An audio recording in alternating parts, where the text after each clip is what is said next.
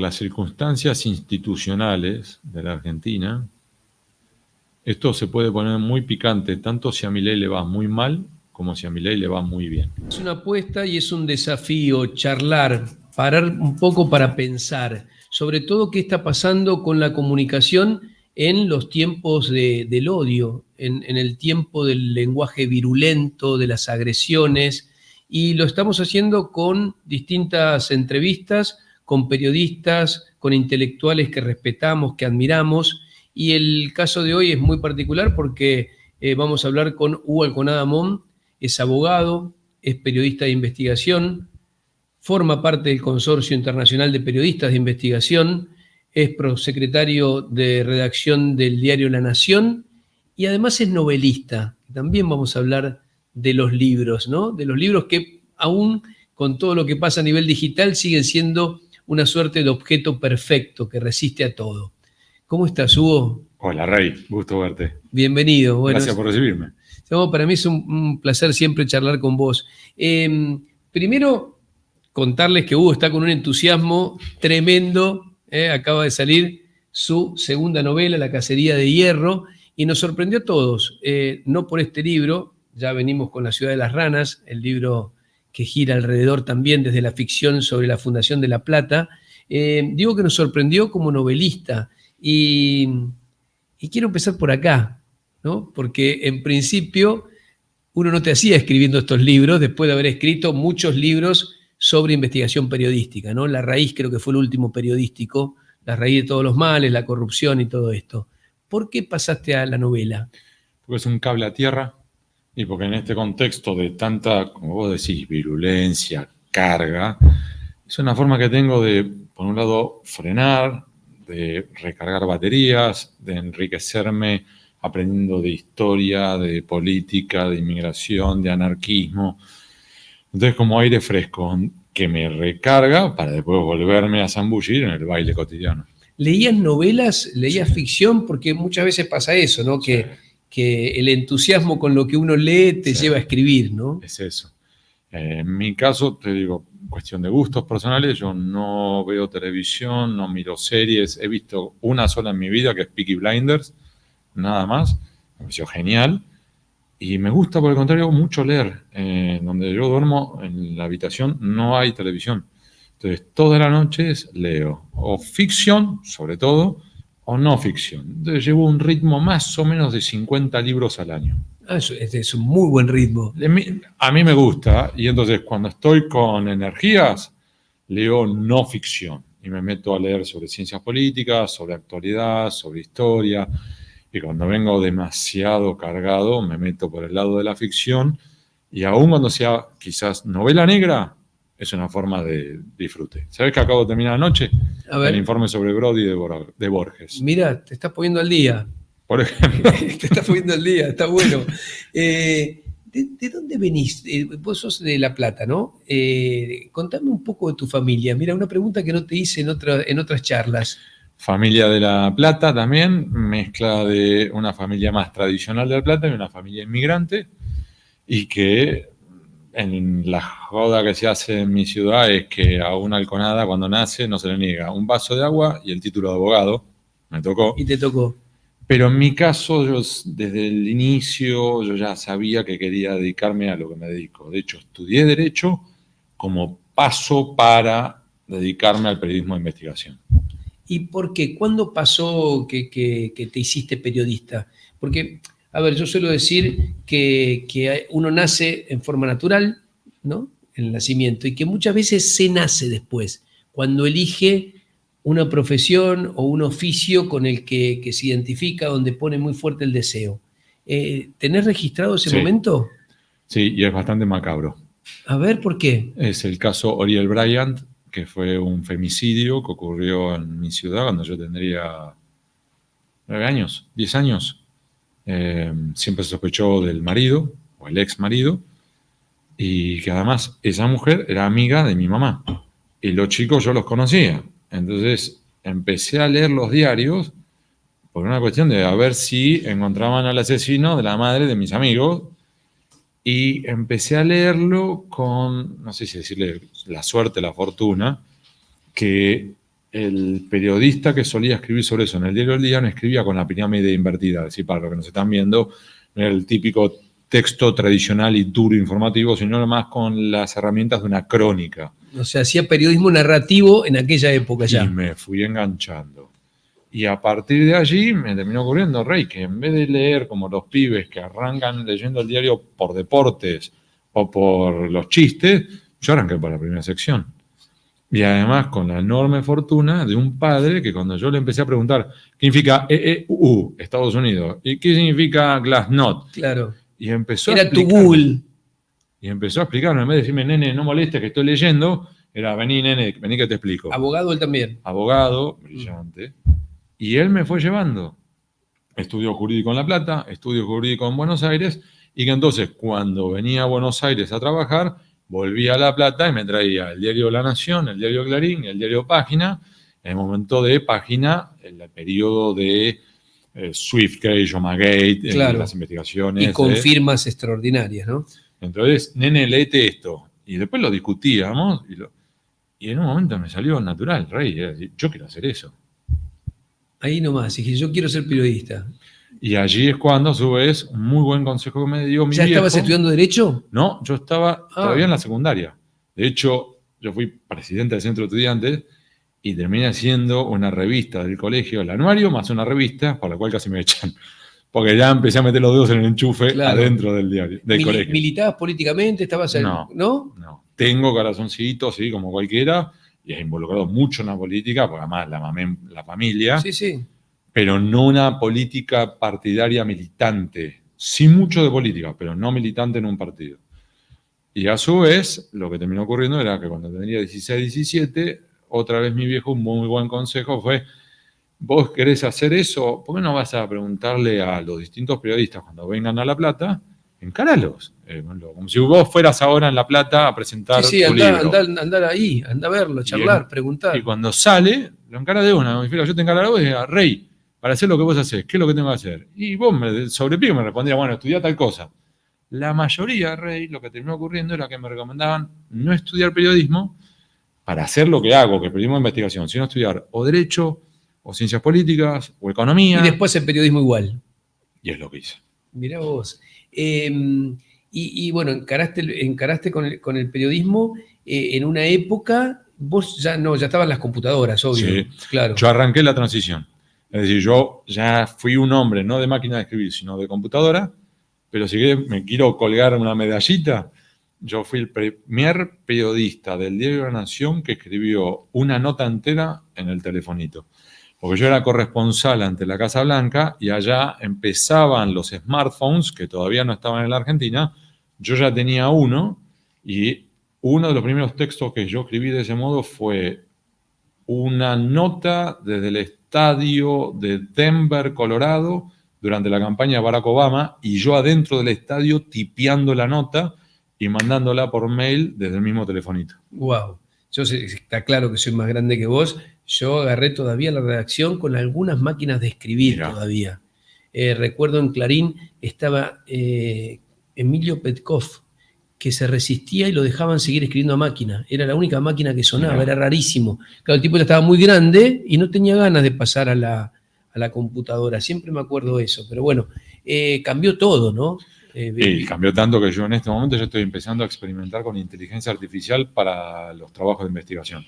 Por ejemplo, en el procesamiento de grandes volúmenes de datos, os dicho de otro modo, si hoy fuéramos a hacer las investigaciones sobre Wikileaks o Panama Papers o algunas otras que son millones de documentos, empecemos a procesar con inteligencia artificial. Claro, y en eso es una ayuda indispensable, me imagino. ¿Qué cambió para bien y qué cambió para mal en el periodismo? Si podés hacer dos trazos grandes. Creo que un factor insoslayable de los últimos 15 años es el surgimiento de las nuevas tecnologías, te lo voy a bajar a tierra, de las plataformas digitales como Telegram y WhatsApp y de redes sociales como Facebook o Twitter o Instagram, porque nos han ampliado de una manera exponencial las posibilidades de interactuar con fuentes. Entonces, antes había que hacer malabarismo para hablar con una fuente en otra ciudad. Era levantarse el teléfono y por WhatsApp hablas con... Yo acabo de cortar cuando venía para acá con una persona en Washington. Y fue lo más natural, como si fuera... Sí, como si llamaras a alguien acá. Sí, desde eso hasta las capacidades que te ofrece para bien las redes sociales de difusión. Yo tengo Posterrey, personas que me están leyendo en este momento en Zimbabue, en Corea del Sur y Australia, que de otro modo sería imposible. Entonces, nos permiten una mayor difusión, una amplificación de las fuentes. Entonces, esto de estar verificando un dato con alguien que está en Washington ahora, por algo que pasa en Bukele que impacta en Argentina. ¿Sí? Y al mismo tiempo, las dificultades propias de esto, que es la dispersión de versiones de fake news, que claro, son indetenibles. Entonces, alguien tira hoy cualquier fruta y... Bueno, pasó algo muy inquietante el otro día en el debate entre Trump y Harris en Estados Unidos, cuando Trump dice que en Springfield están comiéndose mascotas, que el periodista hace algo muy valioso, ¿no? Que lo para y en el acto le dice, no, esto no es así. Él reafirma, dice, bueno, yo lo vi por televisión. El periodista le dice, bueno, yo hablé con el alcalde de Springfield, le hace un chequeo en el acto. Yo pensaba, y me interesa tu opinión, que esto en principio, o sea, utilizar una fake news, hubiera generado hace 20 años un costo altísimo. Y que en este momento no representa un costo. Me parece que la gente que sigue a Trump es probable que haya dicho, no, tiene razón Trump, el periodista. Bueno, la misma jefa de campaña el otro día dijo, bueno, eran 3 contra 1, asociando como que los periodistas lo habían perjudicado. En definitiva, la verdad, a mí me parece que es una cosa más fuerte, la verdad de los hechos, la verdad periodística, da la sensación que perdió potencia o se ha relativizado. No sé cómo lo ves vos. Perdió fuerza con respecto, si querés, al sesgo de confirmación. Sí. Entonces, vos tenés, por un lado, lo que ocurre, y ahí me parece, bueno, ¿y qué es la verdad? A ver, hay hechos fácticos. El sol sale por el este, se pone por el oeste. Y si vos querés decir que salió por el norte y también el ocaso fue por el norte, yo te tengo que decir, no, rey, oeste, se terminó. Sí, hay una verdad que es periodística, amigo, la que refiere al hecho concreto. El obelisco está en 9 de julio y Avenida Corrientes, se terminó. Después puedo decir que te gusta o no te gusta, esa es la subjetividad, pero lo demás es así. El problema es que tenés personas que te dicen, no. Entonces tenemos ahora que la Tierra es plana. Y cuando le decís, no, la otra persona dice, no me importa, esa es tu opinión. Entonces, en un contexto en el cual para algunos estamos en la fase de post-verdad y en la dinámica del sesgo de confirmación, lo que tenemos es que estas redes sociales que tienen grandes virtudes también tienen enormes desafíos. Por ejemplo, el efecto burbuja. Entonces, yo estoy adentro de la burbuja que a mí me interesa, supongamos que es la de la Tierra es plana, o la que estoy a favor de Trump, o la que estoy en la que fuere. Y en definitiva, ahí adentro estoy cómodo, no me interesa que alguien me venga a pinchar la burbuja. Y entonces, uno de los desafíos para nosotros es, a la hora de informar, es cómo logramos, no te digo pinchar una burbuja, pero por lo menos incorporar una posibilidad de duda. Ojo que esto que te están diciendo que el sol sale y se pone por el norte, no es así. Ojo porque acá tenés otros datos que en realidad contradicen esa versión. Ese es un desafío hoy para nosotros. Ahora, en esa lógica, ¿no?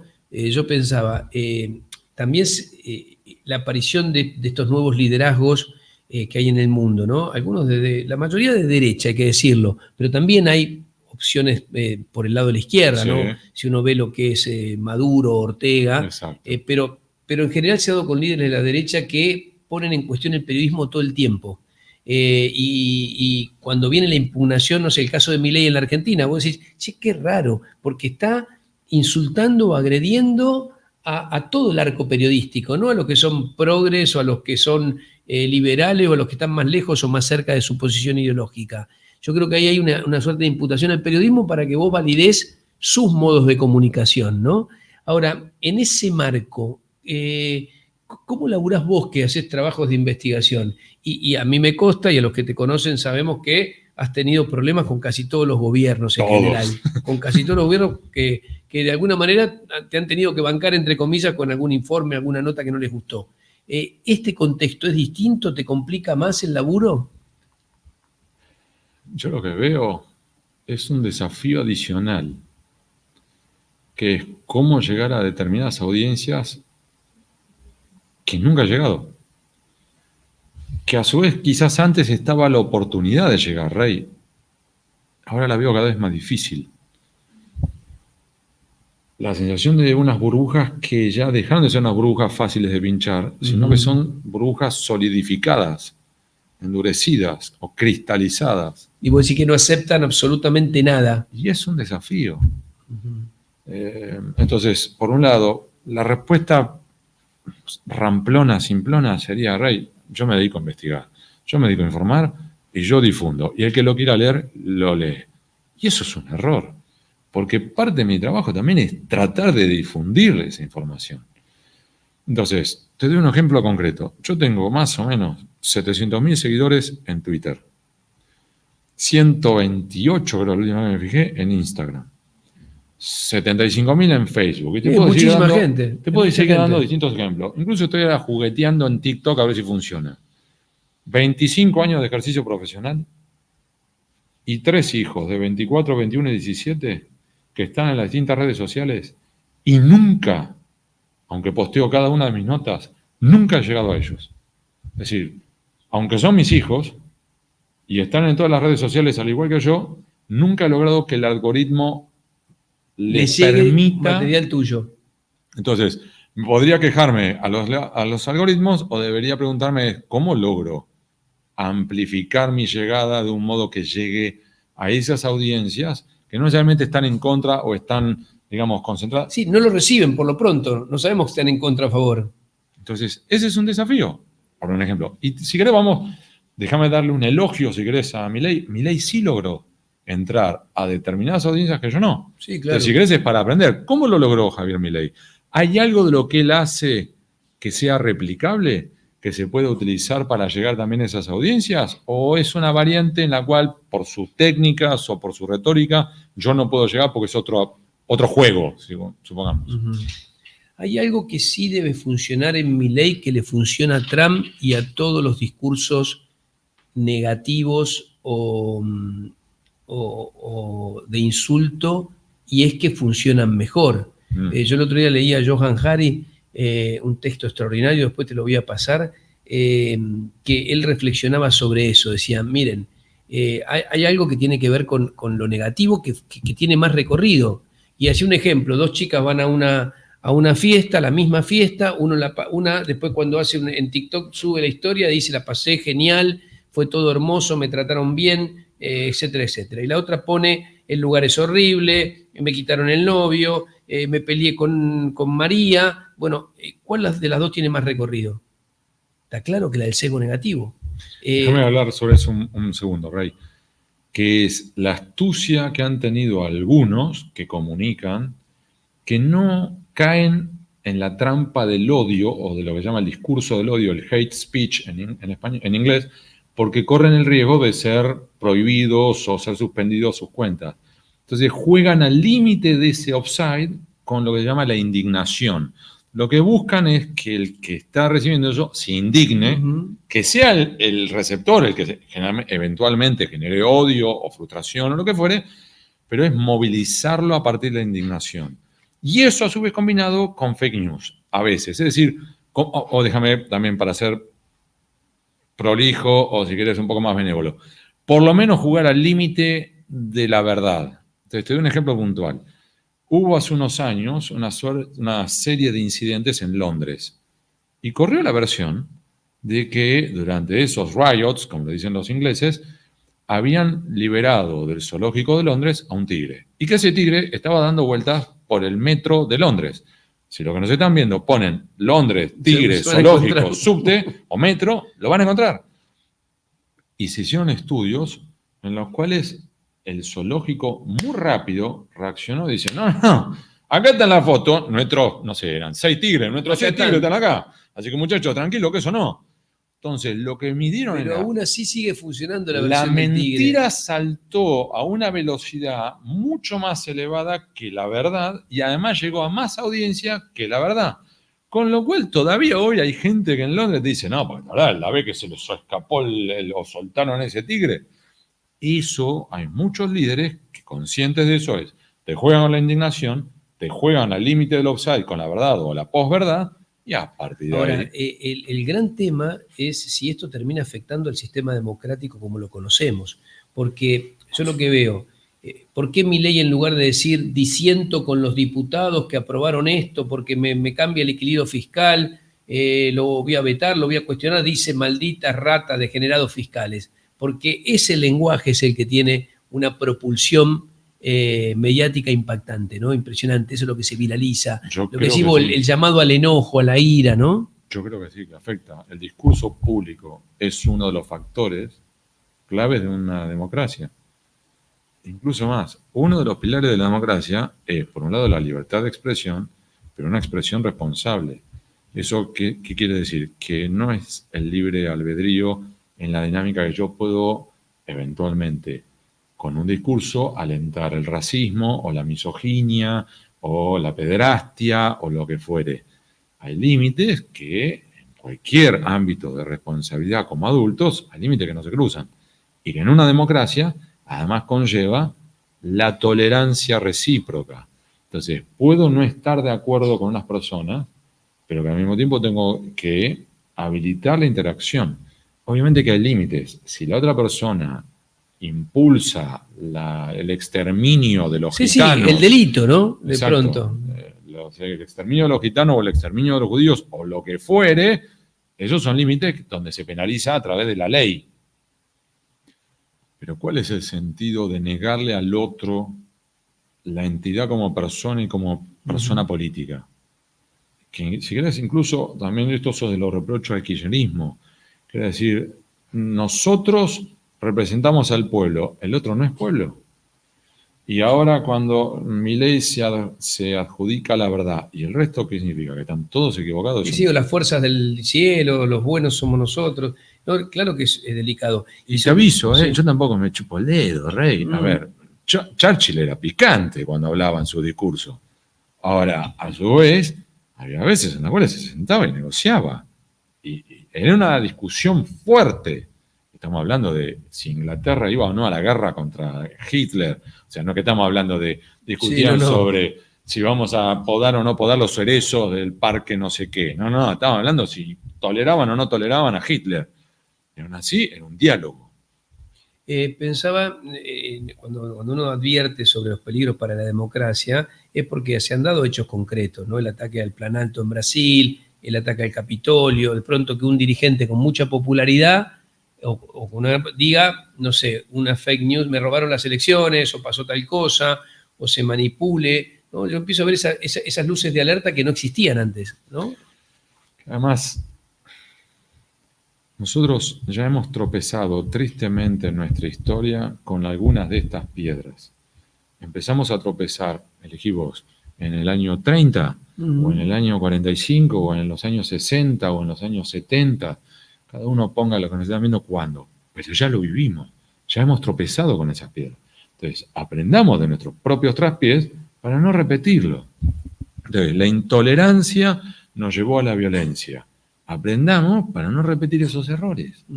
Entonces, obviamente que pueden gustarme más o menos las ideas de Milei, pero tengo que dialogar. Y si a su vez no me interesan o no me gustan las del otro lado, también hay que respetarlas.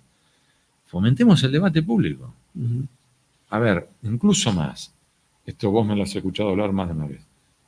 Si algo podemos aprender de los pactos de la Moncloa fue que no antagónicos, enemigos acérrimos, fueron capaces de dialogar y que ambas partes aprendieron a perder para ganar. Si me das 10 segundos. Sí. Rey, yo viví en España, estudié en España una maestría. Como parte de esa maestría, una de las materias era sobre ciencias políticas aplicadas, y durante un semestre estudiamos los pactos de la Moncloa. Y entonces acá creemos que los pactos de la Moncloa fueron un grupito de españoles que se juntaron una tarde en un palacio llamado Moncloa y que se tomaron 3 cañas de cerveza y después de la tercera caña salimos para adelante y tuvo todo fenómeno y ya está. Esa es la versión Villiquen de la Moncloa. La versión real es que los pactos de la Moncloa tomaron mucho tiempo, fueron muy picantes, que incluso tanto los empresarios como los sindicalistas en un momento rechazaron los pactos de la Moncloa. Las comisiones obreras, que como le dicen a la CGT, dieron un portazo y se fueron. Cuando vieron que las conversaciones seguían, golpearon la puerta y déjame entrar otra vez. Los empresarios tampoco eran que estaban del todo de acuerdo. Y entonces hicieron primero una marcha en Barcelona desde el Palacio de Cristal y otra desde Madrid, en las calles de Madrid, que metieron a 15.000 personas. Nosotros no estamos de acuerdo con esto. Y aún así continuaron. Y aclaro algo más para los que nos están viendo. Los pactos de la Moncloa incluyeron por izquierda a Santiago Carrillo y por derecha que era histórico líder comunista, ¿no? Que se había comido 40 años en el exilio. Y del otro lado a Manuel Fraile Ibarne, que estaba convencido que era el heredero natural de Francisco Franco. Que era el dictador, sí. Yo se imaginaba como dictador 2, parte 2. Sí. Y de repente se encuentran los dos que tienen que perder para ganar, porque los dos se daban cuenta que o se sentaban a negociar o España era inviable. Y de hecho lo que estaban viviendo era que sus hijos y sus nietos se estaban yendo. Entonces fue, muchachos, o aprendemos a ceder, y aclaro algo, ¿no? Santiago Carrillo tuvo que ceder desde admitir cuál era o reconocer la bandera actual de España, la roja, amarilla y roja, porque la que él reconocía era la otra, la de la República, hasta considerar que tenía que reconocer a la monarquía y bajar muchas de las banderas que lo habían llevado al exilio. Entonces sus propios seguidores decían, pero entonces, papu, ¿para qué nos comimos 40 años en el exilio? Lo que pasa es que, bueno, también es eso la política, ceder. Si no, no hay posibilidad. Si vos no cedés, no hay negociación posible.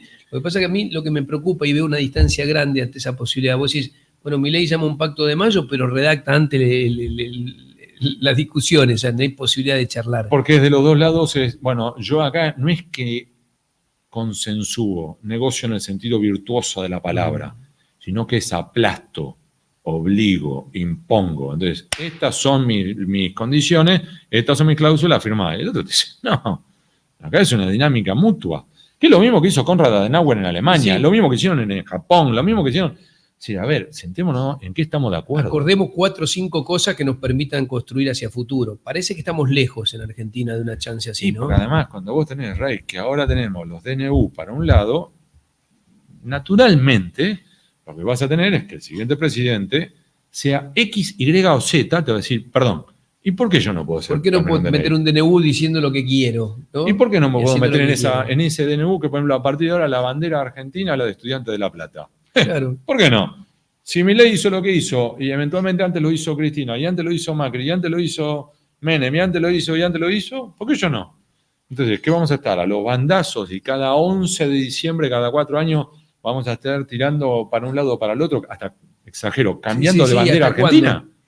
Algunas cosas, si uno se pone a pensar, tratando de ver, yo veo muchas cosas negativas de este proceso que se inició en Argentina, pero también trato de ver algunas cosas positivas, ¿no? Pareciera, por ejemplo, que la discusión sobre que hay que tener equilibrio fiscal, que hay que tratar de parar la locura de emitir a como dé lugar, parecen algunas cosas que tuvieran cierto consenso, ¿no? Sí. Pareciera que ya no tenés a nadie diciendo, no, hagamos cualquier cosa.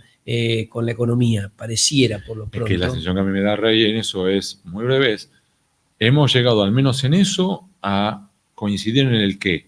Ahora falta el cómo. Claro, ahora discutamos el cómo, sí. Entonces, es el cómo de cómo llegar a un déficit cero. ¿Es ajustándole a los jubilados o es ordenando el régimen fiscal en Tierra del Fuego? Por ejemplo, claro. O buscando en qué otro lado podés ahorrar y no le cargas el ajuste a los que menos tienen, ¿no? El tema, por ejemplo, de las universidades. La educación pública. Ese es el trampolín para progresar. Esa es la verdadera meritocracia. Pibes y pibas que tengan la oportunidad de estudiar y a partir de allí crecer. Y en lo que llaman los norteamericanos en el mundo anglosajón es el R&D, que es Research and Development. Ese factor es uno de los factores claves para que un país se desarrolle. Es decir, generar más patentes propias, generar industrias que están apoyadas. Yo estudié en Stanford.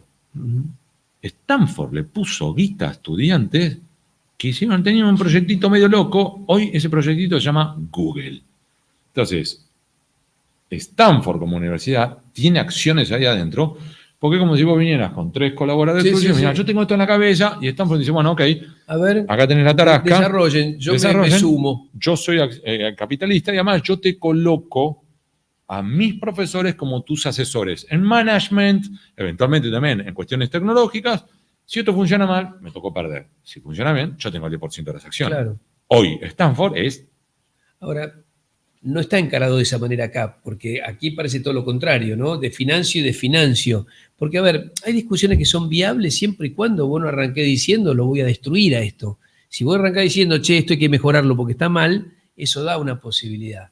Pero volviendo al tema del periodismo, ¿sentís que es un momento peor a otros o cómo lo estás percibiendo vos en lo personal?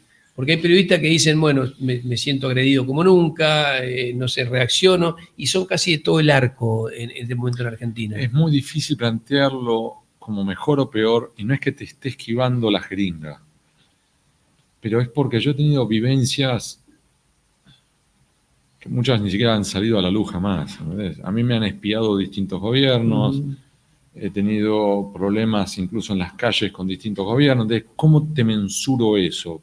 Porque por ahí con un gobierno tuve más suerte o me enteré de menos, Sí, claro. que también puede haber ocurrido. Entonces, más que mejor o peor, prefiero plantearlo desde el lado de la incertidumbre. Hoy para mí es uno de esos momentos de alta incertidumbre en nuestro oficio, porque tampoco todavía hemos logrado resolver la ecuación que nos dé la sustentabilidad económica. Entonces estamos en un momento de vacas flacas, de contracción económica, de retracción de lectores y de anunciantes, no solamente en Argentina, sino a nivel global, donde vamos experimentando. ¿Funciona, por ejemplo, el tema de los suscriptores? Y además, ¿funciona para todos los medios o eso funciona para algunos medios, pero otros por sus características no? Y a su vez, por ejemplo, vos sos un medio de comunicación. Sí, la teoría te dice hay que, por ejemplo, buscar el valor añadido. Y uno de los valores añadidos es el periodismo de investigación. Sí, como la teoría está fenómena. Sí, después hay que financiarlo, eso hay que bancarlo. Sí, y además después vos publicas cosas y después tenés las cartas de documento, los eventuales juicios, el retiro de los anunciantes, tenés...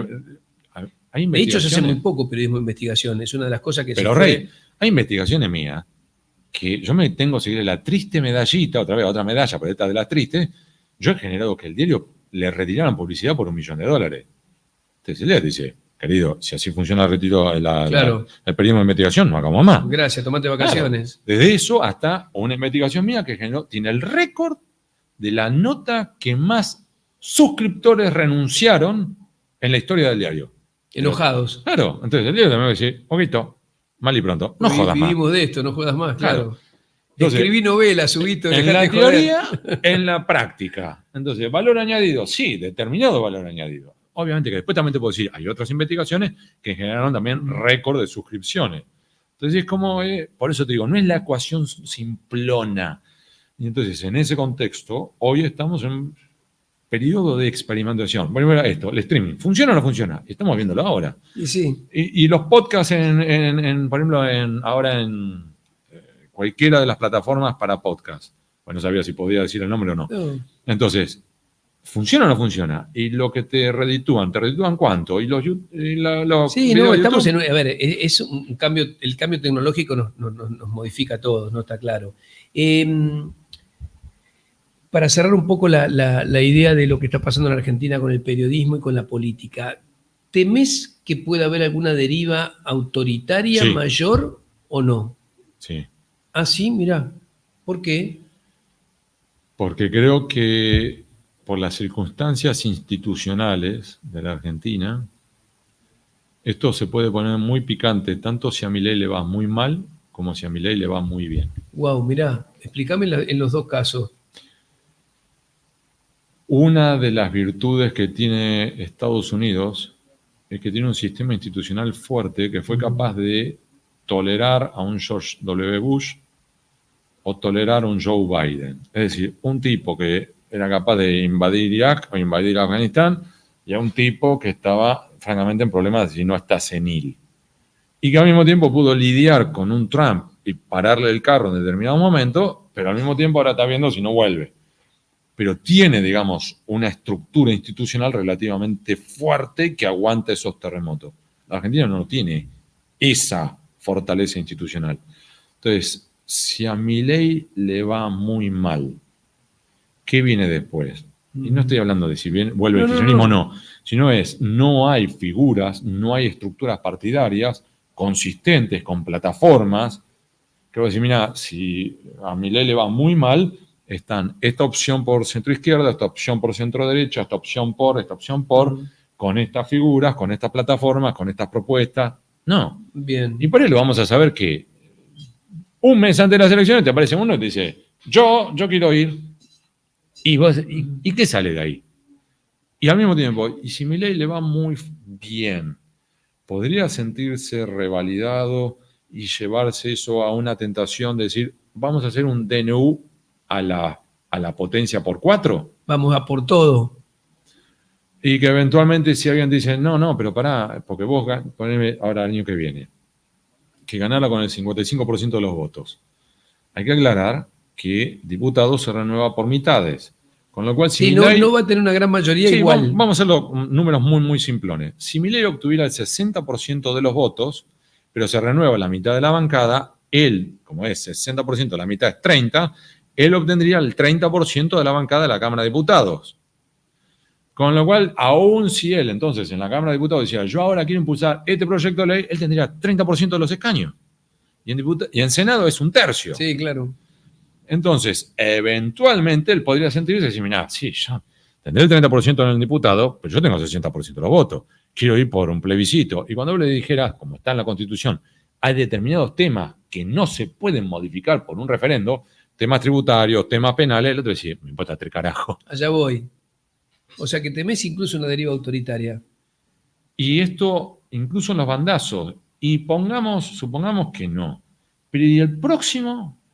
Ese fue uno de los riesgos que yo más le reprocho con luego Mauricio Macri, cuando él en un momento evaluó impulsar a ministros de la Corte con nombramientos ad hoc supeditos a que después los aprobara el Senado. ¿Te acordás? Sí, me acuerdo, claro. Porque es la pauta del precedente. Sí, claro. Si vos lo haces, ¿por qué no lo va a hacer el siguiente? Exacto, ¿por qué no puedo nombrarlo yo al hijo ahora así como hiciste vos? ¿No? ¿Y el próximo? ¿A quién puede nombrar? Claro, claro. A la bruja cachabacha, supongamos. Sí, claro. Y entonces, una de las pautas de cuando uno es referente, líder, es que uno tiene que saber que lo que uno hace se puede replicar en el futuro, para el otro lado.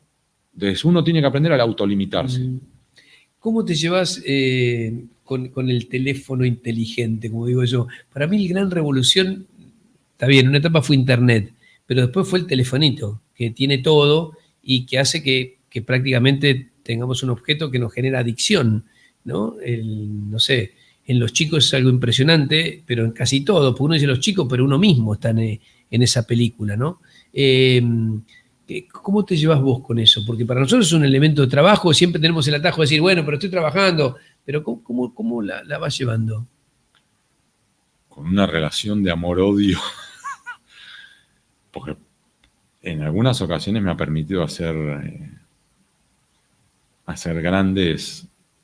dar grandes pasos, resolver investigaciones con el telefonito en medio de una calle, o resolver grandes quilombos familiares, pero graves. Hay otro momento que es el factor estresante por antonomasia. Y al mismo tiempo lo ves hasta en los registros de estadísticas de incidentes viales. Sí, es una de las causas de accidente de tránsito más frecuente, mira, el teléfono. Hoy, si yo fuera compañía de seguro, lo primero que pediría en cualquier incidente vial es dame el log de ese teléfono celular. Para decir, ¿a qué hora chocó? A tal hora. Y esa hora estaba... Atendiste el teléfono, claro.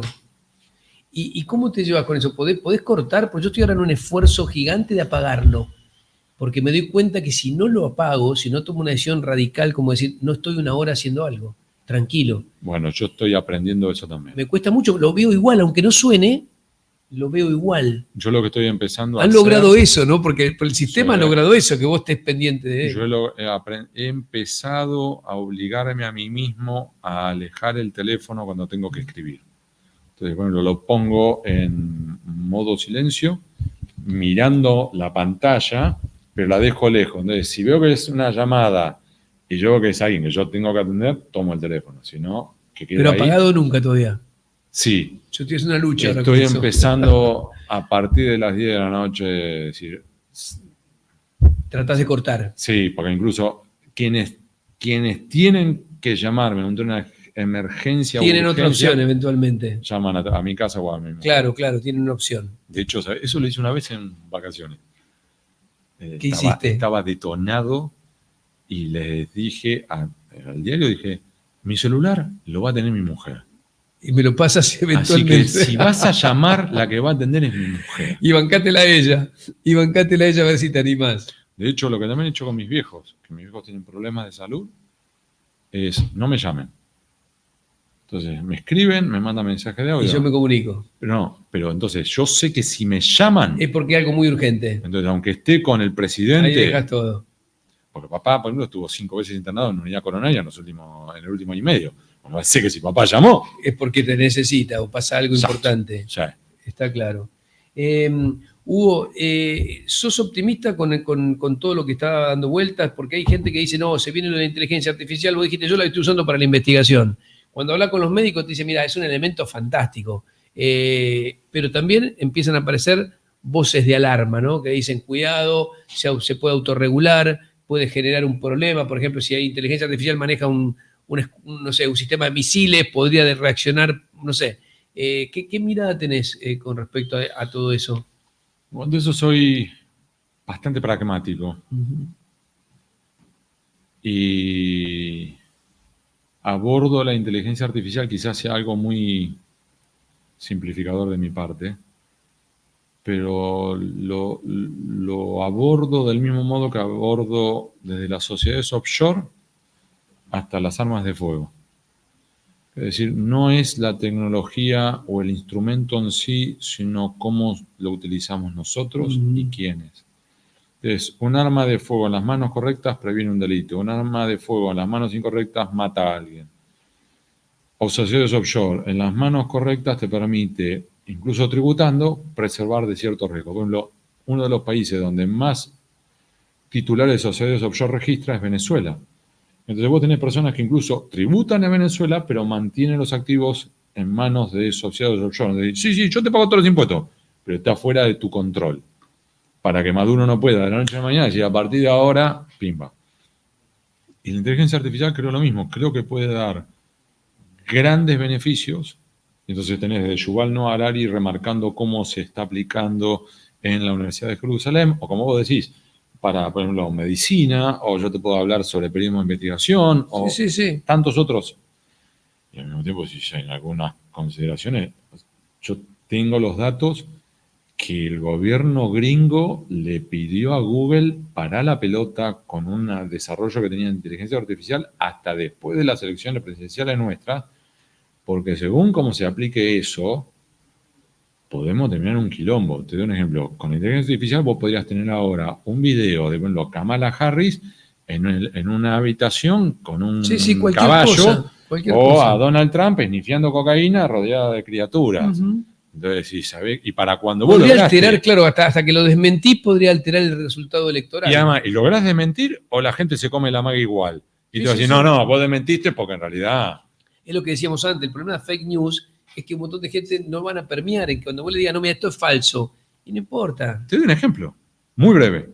En la última elección estaba circulando por WhatsApp un audio que en teoría era, hola, soy Balconada, te voy a contar la posta del candidato tal.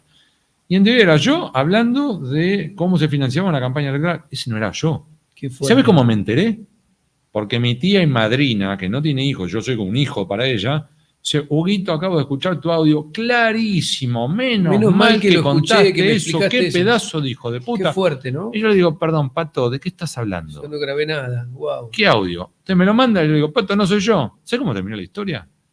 Yo teniendo que entregarle ese audio falso y un audio mío posta, a chequeado, que le pidió a la Universidad de Buenos Aires que cotejara los dos audios y que la Universidad de Buenos Aires certificara que no era yo. Claro, como decíamos antes, la historia del tigre y el subte. ¿Cuánta gente se enteró de que no era yo?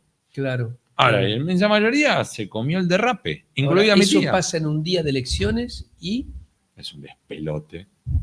Ahora, está claro que si no tenés algunos límites que vengan de parte de la ley, del sistema institucional, pero es que ese es un estamos ejemplo de en problemas. Rey, ese es un ejemplo de por qué el periodismo. Claro. El periodismo son los que le para la pelota. Uno de los rasgos distintivos de la elección en Brasil era que utilizaban de manera intensiva Telegram, porque Telegram te permitía difundir en grandes números fake news, trampas, que WhatsApp no lo permite ahora. Por debajo de los radares periodísticos. Entonces, para cuando los radares periodísticos se enteraban de la trampa, claro, la mentira, era tarde. Entonces se utilizó de manera intensiva. Hay una gran periodista brasileña, Patricia Campos Melo, amiga mía del Folha de San Pablo, que hizo una investigación justamente sobre cómo se utilizó las redes como Telegram y WhatsApp para difundir mentiras por debajo de los radares. Y eso incide en la elección o puede generar la idea de que hubo un fraude y propiciar un levantamiento y que todo termine en un desastre. Es decir, que los riesgos son altos y está bien lo que decís, hay un laburo muy importante para el periodismo para hacer, ¿no? Yo me quedé muy entusiasmado con ese chequeo en el acto que le hicieron a Trump no porque fuera Trump, cualquiera que da una mentira y de pronto que el periodista esté capacitado, porque también tenés que tener esa espalda. Decir, no, mire, eso me es falso, y cuando el otro te dice, yo lo vi en la televisión, vos podés decirle, no, pero yo hablé con el intendente.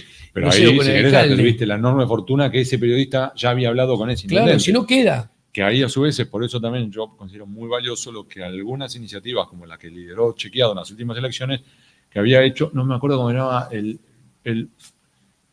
era como... Chequeo al instante, ¿no? Algo así, sí, tenía un nombre específico, y que era que en tiempo real estaban chequeando lo que podían chequear.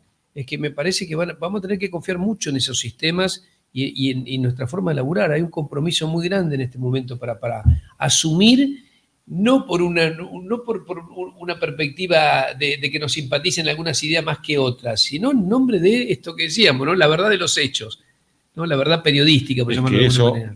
A ver, lo vimos también nosotros en nuestro debate presidencial, que vos tenías distintos candidatos, desde Milei hasta el otro lado, la izquierda, Miriam Bregman, que había algunos comentarios que decían, y eso por lo menos es dudoso. Sí, por lo menos, dame un minuto que googleo. Que lo veo. Hugo, ¿se viene qué? ¿Otra novela o estás con alguna investigación para publicar? Las dos cosas. Las dos cosas. Pero pará, te infectó la literatura, diría, por buscar una imagen. Vos lo sabés de No, sobra. Pero yo vengo de ahí, a mí no me corra. A mí es difícil pensarme escribiendo, creo que tengo un solo libro de no ficción. Yo creo en... Mi libido está puesta muy fuerte en la literatura, por más que me encanta el periodismo y lo ejerzo desde hace 1000 años. Pero vos te agarró te picó el bichito, como decían las abuelas. Fíjate cómo sonrío. Te gusta, te encanta. Esto es una metáfora que he usado otras veces. Es como cuando vos sos dentista o taxista, o elegí vos, el oficio que tengas. Y vos después por ahí volvés a tu casa, tenés nada más que 10 minutos, 15 minutos, pero te pones a tocar guitarra o a piano, pintar o cocinar. Eso es maravilloso. Y son tus 15 minutos. Bueno, para mí el escribir ficción es una manera de... mío. Sí, además, bueno, la ficción que estás haciendo además tiene mucho anclaje histórico, mucha investigación y está buenísima. Yo recomiendo las dos novelas de Hugo, ¿no? La Cacería de Hierro, que es la última, la muestro por acá, que además tiene a Juan Bucetich como personaje que es fascinante, y La Ciudad de las Ranas, que es sobre la fundación de La Plata, que a mí me dejó una enseñanza maravillosa, además que es muy entretenida, esto de que hace 100 años teníamos políticos que también tenían corrupción, agachadas, cantidad de problemas, y que la diferencia grande con los políticos de la actualidad es que con todo eso, no sé, Dardo Rocha planificaba una ciudad como planificó La Plata, que lo aprendí del libro de Hugo, y Roca planteaba, ¿no? Pensaba un país, que la diferencia quizás esté ahí, ¿no?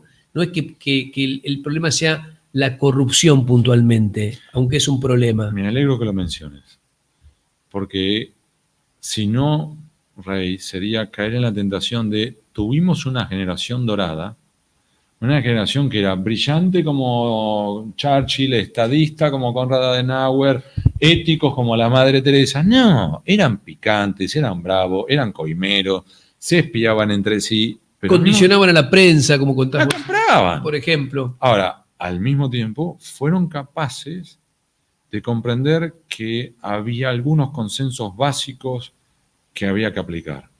Y un ejemplo icónico de eso fue la ley 1420, la ley que estableció la educación pública, laica, gratuita y obligatoria para todos los pibes y pibas de este país. Ese es un ejemplo de cómo una ley consensuada te da vuelta a un país en una generación. Pasamos de ser un país con el 82% de la población analfabeta a ser el país más alfabetizado de América Latina en una generación. Eso es un consenso básico.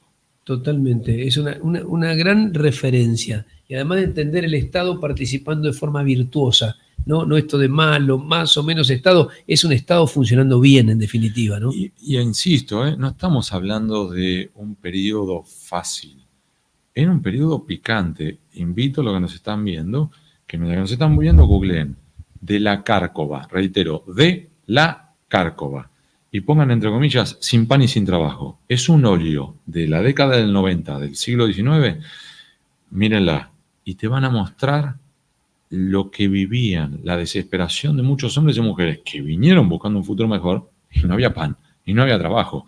En ese contexto, esa generación impulsó esa ley de educación. Eso te muestra un camino.